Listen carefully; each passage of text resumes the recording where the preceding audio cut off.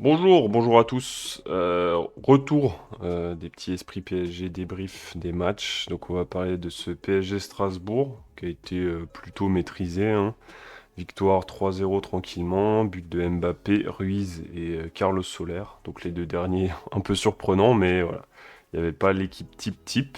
Donc il y a eu les remplaçants habituels qui étaient sur le terrain et qui pour une fois ont plutôt assuré. Donc on a Carlos Soler qui a été pour le coup très intéressant à la place d'Hakimi.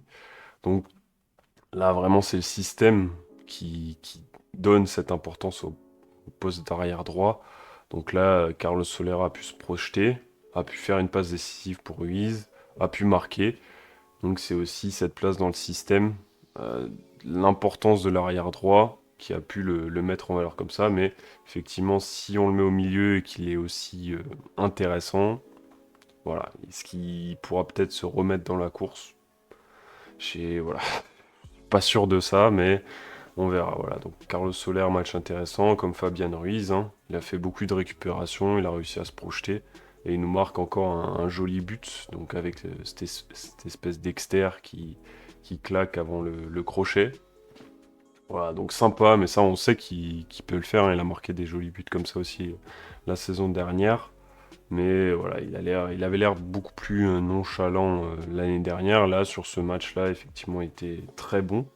Enfin, il était bon. Voilà, on va dire bon. Solaire Ruiz, bon. Déjà, c'est quelque chose de bien. Parce que c'est pas quelque chose qu'on a l'habitude de voir. Voilà, je note aussi le bon match de Gonzalo Ramos, hein, même s'il marque pas. Il provoque le penalty. On a vu quelques efforts défensifs qui font plaisir à voir, qui rappellent un petit peu Cavani. Notamment un moment, je crois que c'est juste avant la mi-temps, il revient faire un joli tacle là sur un Strasbourgeois et ça me fait bien plaisir. Donc Ramos, franchement, je vois beaucoup plus comme le 9 titulaire que Kolo Muani, on va en reparler juste après. Pour un petit bémol, je vais parler de Barcola, hein, c'est un petit bémol, mais j'ai l'impression en fait qu'il peut provoquer beaucoup plus quand il a le ballon, qu'il peut prendre beaucoup plus de vitesse, et à chaque fois, dès qu'il reçoit le ballon, il s'arrête, puis il essaye de repartir, alors je pense qu'il peut tracer plus vite. Après, bon, je suis pas ailier, hein, je suis pas pro, je suis loin de ça, mais j'ai l'impression qu'il peut amener beaucoup plus offensivement. Là, je sais pas ce qu'il essaye de faire, s'il essaye de faire comme Mbappé un peu. Voilà, donc il fait encore des trucs intéressants, mais j'ai l'impression qu'il peut amener beaucoup plus de vitesse qu'il le fait. Là, il l'a vraiment pas trop fait pour le coup. Après, il a pas fait un mauvais match, hein, mais j'ai l'impression qu'il peut faire encore mieux. Tadadette. Autre petit bémol, donc c'est les coups de pied arrêtés, hein. Donc on a failli se faire surprendre et on se prend pas le but de Strasbourg pour un poil de cul. Voilà, donc c'est Motiba qui est marque et c'est refusé pour rien. Et effectivement, sur les corners, on n'a pas été très très serein. Donc voilà, ça c'était déjà vu contre Rennes, je me souviens vraiment où tu as les trois qui sont tout seuls devant le but. Heureusement que l'autre il rate sa tête. Donc là, c'est peut-être quelque chose à travailler défensivement, ces corners. Donc va falloir faire attention, même si effectivement Strasbourg était d'une faiblesse, hein. Donc mes copains m'avaient prévenu, mes copains du foot m'avaient dit j'espère qu'on se prend 6-0, comme ça Vira il dégage. Bon, ça a été que demi-tarif finalement, mais voilà, Strasbourg c'est vraiment très très faible. Donc ça a été jusqu'à la 60e, enfin à le retour des vestiaires jusqu'à la 60e, c'était le néant absolu. Après, comme le rythme a un peu baissé, ils ont eu deux trois chances quand même, mais Strasbourg c'est vraiment vraiment faiblard. Donc voilà, force à mes copains qui supportent le Racing. Pour les entrées, bah là, on va aussi parler de trucs assez négatifs, hein. Dembélé, voilà, que j'aime pas, hein, depuis le début de la saison, que je trouve pas bon. Voilà, on dirait qu'il est pas concentré, il rate des contrôles, mais qui ont l'air vraiment faciles. Et après, comme d'hab, hein, il percute, mais il n'y a rien de vraiment précis qui se passe sur le terrain et dans sa tête, du coup, je suppose aussi. Après, pour Kolo Muani, donc qui rentre à la place de Ramos, bon, en fait, il n'a pas eu grand-chose à se mettre sous la dent, mais il n'a pas réussi non plus lui-même à créer quelque chose d'intéressant.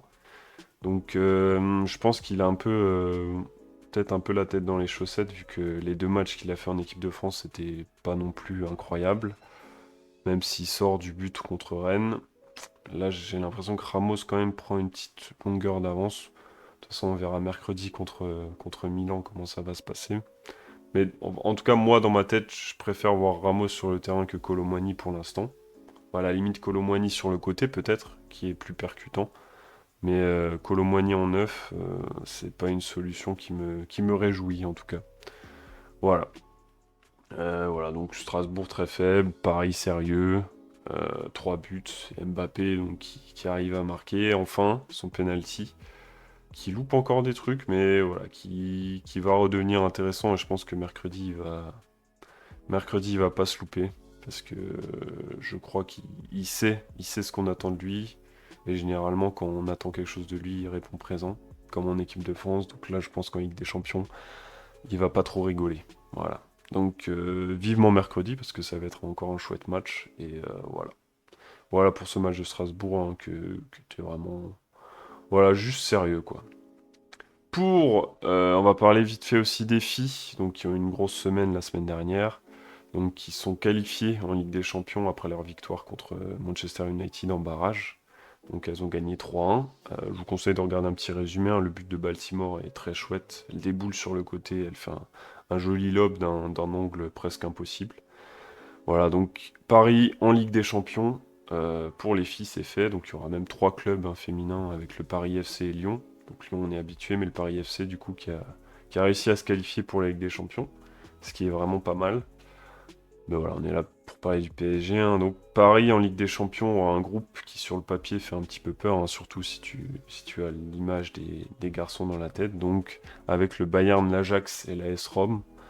Mais a priori, selon les spécialistes, ça va être assez jouable, hein, même si c'est des gros matchs, hein, c'est des gros noms, ça va être des gros matchs. Mais Paris est en mesure de faire quelque chose dans ces matchs-là. Après, je suis pas expert en foot féminin. Donc on verra ça sur le terrain, mais a priori ça reste faisable. Et puis du coup elles sont imposées contre Lille 4-0 ce week-end avec un début de Katoto, hein, je crois qu'elle a reclaqué pour la première fois, donc c'est bien. Et voilà, donc elles sont troisième, mais il y a eu un match arrêté.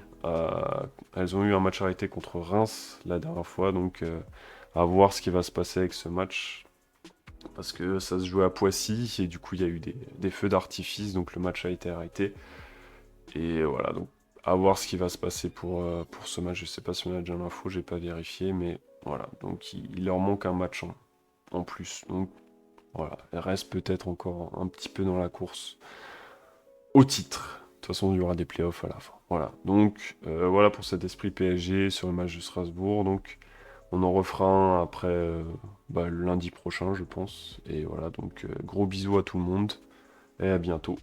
Voilà, donc si vous voulez discuter avec moi, on peut faire ça sur Twitch. Contactez-moi, hein, les liens en description. Et je vais essayer de faire aussi d'autres vidéos en histoire. Donc j'ai fait déjà la vidéo sur Jean-Marc Pilorget. Donc si vous voulez regarder un peu plus la chaîne, Sims TV, voilà. Gros bisous à tous.